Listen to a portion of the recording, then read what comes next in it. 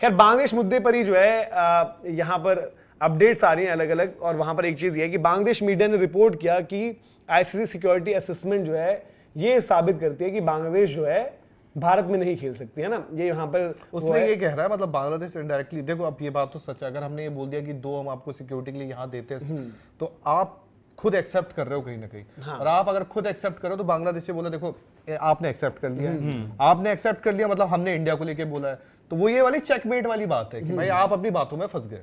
हाँ, लेकिन अभी जो वहां पर अपडेट बाकी भी आ रही हैं, जो वहां पर जिस तरीके से जो चीजें रही हैं, पूरा ये बांग्लादेश वाला मुद्दा जो है वहां पर ये आ रहा है कि भाई मुस्तफिजुर का इंक्लूजन कुड इंक्रीज बांग्लादेश जो टीम का है सिक्योरिटी रिस्क, ये आईसीसी ने कहा है। ये अलग अलग चीजें निकल कर आ रही हैं, सब की सारी चीजें। ये मतलब जो बयानबाजी है कि भाई यहाँ पर एक प्रेस कॉन्फ्रेंस में जो है यूथ एंड स्पोर्ट्स एडवाइजर जो प्रोफेसर उनके हैं आसिफ नजरुल, उन्हें जो है कि जो लेटर को लेकर बात करी है, उन्होंने बोला कि 3 रीजन उन्होंने दिए कि बांग्लादेश क्यों अपनी सिक्योरिटी रिस्क नहीं कर सकता जो अपकमिंग T20 वर्ल्ड कप है इंडिया के अंदर। तो उसको लेकर उन्होंने ये पूरी की पूरी चर्चा रखी है, जहां पर उन्होंने बोला है कि भाई वहां आईसीसी की तरफ से ये चीजें निकल कर आई हैं। तो ये तो थोड़ा सा कॉन्ट्राडिक्ट भी करती हैं चीजें, फिर क्या सही है क्या गलत है। The letter says that the Bangladesh security concerns will increase if 3 things happen. ये उन्होंने बोला कि भाई कि आईसीसी की सिक्योरिटी टीम ने जो है हाईलाइट करें 3 स्पेसिफिक इश्यूज जो सिक्योरिटी थ्रेट बढ़ाते हैं बांग्लादेश टीम को भारत के अंदर। पहली चीज, अगर मुस्तफिजुर रहमान बांग्लादेश की टीम में हो, ठीक है। दूसरी चीज, अगर Bangladeshi supporter move around wearing the national jersey, ठीक है।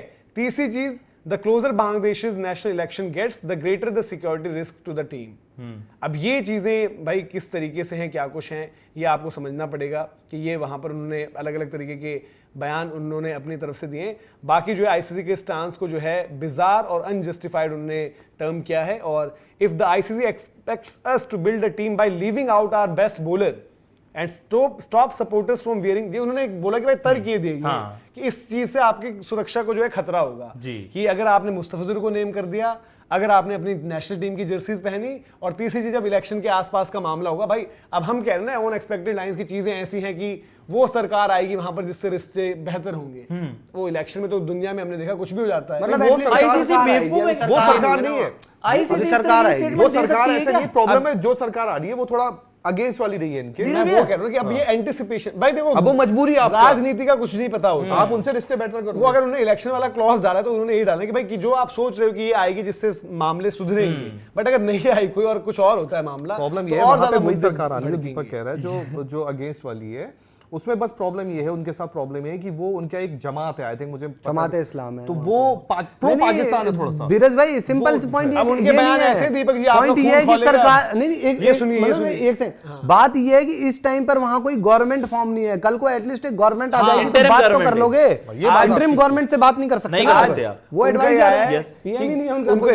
आसिफ नजरुल जी ने जो चीज कही आपके लिए, उनका मुझे लग रहा है बयान आ गया है, कह रहे कि given the aggressive communal atmosphere and the anti Bangladesh environment prevailing in India right now, अभी जो चल रही है, especially in the context of a sustained campaign over the last 16 months, it has become impossible to play cricket there. The Mustafizur issue and the ICC letter have proven that beyond my doubt. तो उन्होंने तो ये चीज कही भाई कि उन्होंने एक चीज बताओ, मतलब हमारे बयान में या मेरे बयान में सुनो सही, एंटी बांग्लादेश क्या रहा? अगर मैं अपने देश की साइड ले रहा हूं या अपने देश का पक्ष रख रहा हूं तो वो एंटी बांग्लादेश कैसे हो गया, या कौन डिसाइड करने वाले हो गया, और वो कौन बोलेंगे? सबसे बड़ी चीज मैं तो ये मानता हूं, सबसे आज मैं ये कह दूं अपने कंट्री पे सवाल उठा दूं कि नहीं जी बांग्लादेश सही है, मेरी कंट्री गलत है, अगर मेरा मैं प्रूफ देख रहा हूं सब। यहाँ पर सबसे इंपॉर्टेंट पॉइंट है कि अगर आईसीसी ने वाकई ये सब चीजें लिखी हुई है कि भाई मुस्तफिजुर टीम में होगा तो दिक्कत है, और जर्सी पहनोगे तो दिक्कत है। रिपोर्ट बांग्लादेश मैं सारी चीजों को एग्री करता हूं। ये है भाई बिजनेस स्टैंडर्ड। रिपोर्ट किसने की है? पहली बात ये मुझे तो गलत है, वो भी ऑफिशियली आए, मैदान पे तो जर्सी पहनेंगे ना। अरे यार होता है फैंस को कह रहे हैं, जैसे अब मैं जब बांग्लादेश गया तो मैं रोनाल्डो पहन के घूम रहा था। बात खत्म है बांग्लादेश। ये मुझे गलत रिपोर्ट लग रही है। आईसीसी कह रहा हूं, ये रिपोर्ट बयान दिया है भाई ऑन रिकॉर्ड उनके एडवाइजर ने, ऑन रिकॉर्ड। मैं कह रहा हूं आईसीसी ने रिप्लाई में तो बोला था कि आईसीसी ने रिप्लाई में ये कहा है कि मुस्तफिजुर अगर टीम में होंगे, अरे भाई सिक्योरिटी थ्रेट कब बढ़ेगा?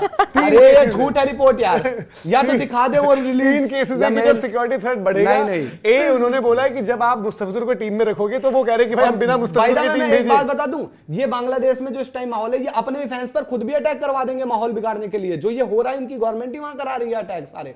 ये ज्यादा जो अटैक बढ़ रहे हैं ना वहां पर यार उनके वहां के ही देखो है कि चुनाव ना बांग्लादेश हो। की तरफ, क्योंकि वहां पर इंटरिम गवर्नमेंट है। देखो जब पाकिस्तान 2023 में आ रहा था, उन्होंने अपनी एक पैनल भेज दिया, या फिर आप एक रैकी के लिए उनके आए थे ना भाई, एडमिनिस्ट्रेटर्स वगैरह आए थे यहाँ पर, भुट्टो वगैरह, मतलब मुझे याद है 2023 वर्ल्ड कप से पहले उन्होंने फिर ग्रीन सिग्नल दे दिए थे कि हाँ जी इंडिया सेफ है और हमारी टीम आ सकती है। बांग्लादेश टीम को बांग्लादेश इस वक्त यही बेटर हो सकता है, जो यहां से बेस्ट केस सिनेरियो बनता है कि आपके शायद मतलब फैंस अलाउड ना हो, और आपके जो मीडिया पर्सन, जो भी आपके जितनी भी आपकी टीम है अदर देन द स्क्वाड, जो आपका कंटिंजेंट है, उसके साथ जो भी आपका रिलेटेड स्टाफ है, वो शायद आ पाए। शायद सिचुएशन उस तरीके की ना बन पाए कि फैंस भी आ पाए। इस तरीके से वर्ल्ड कप यहां पर हो सकता है, क्योंकि आप as of now makeshift arrangements करने के लिए बहुत आगे आ गए हो।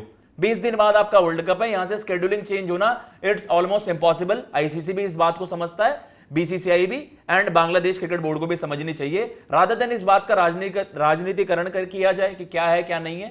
शायद इस चीज को अगर आप एडमिट करें, ये तो भाई आपको एश्योरेंस मिल जाएगी भारतीय सरकार से कि आपकी टीम पूरी तरीके से सेफ रहेगी, और इस तरीके से आप ये वर्ल्ड कप निकाल सकते हो। बात यह है कि मुद्दा समझो, इस टाइम पर सिचुएशन ये है कि उनके वहां पर जो इंतरिम गवर्नमेंट है वो खुद नहीं चाहती कि चुनाव हो।